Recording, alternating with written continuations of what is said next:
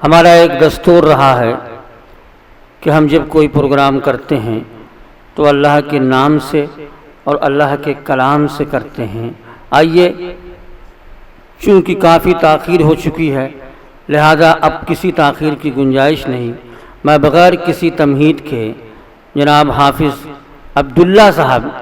جن کا تخلص جامع ہے، وہ حافظ قرآن بھی ہیں، میں ان سے گزارش کروں گا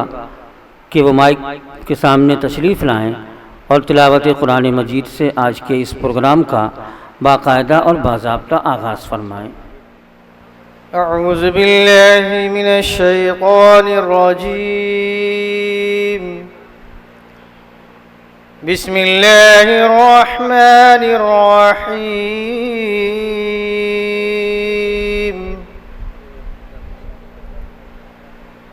هو اللہ الذی لا الہ الا هو عالم الغیب والشہادة هو الرحمن الرحیم، هو اللہ الذی لا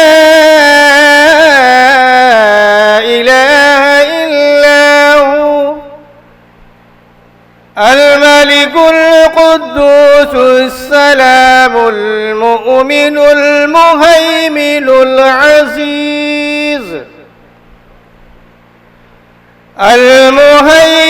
العزيز الجبار المتكبر، سبحان الله عما يشركون،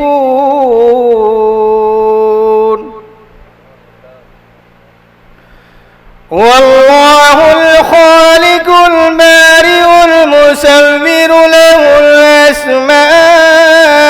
الحسنى،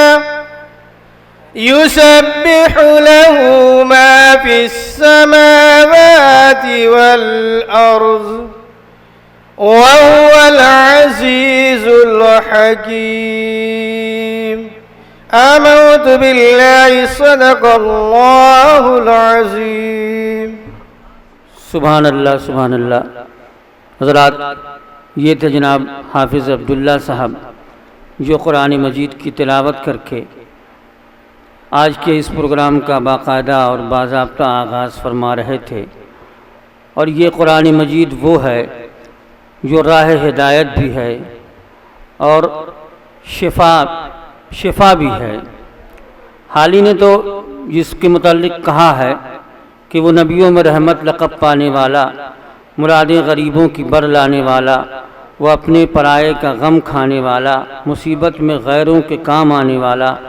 اتر کر حرا سے سوئے قوم آیا اور ایک نسخہ کیمیا ساتھ لایا۔ یہ نسخہ کیمیا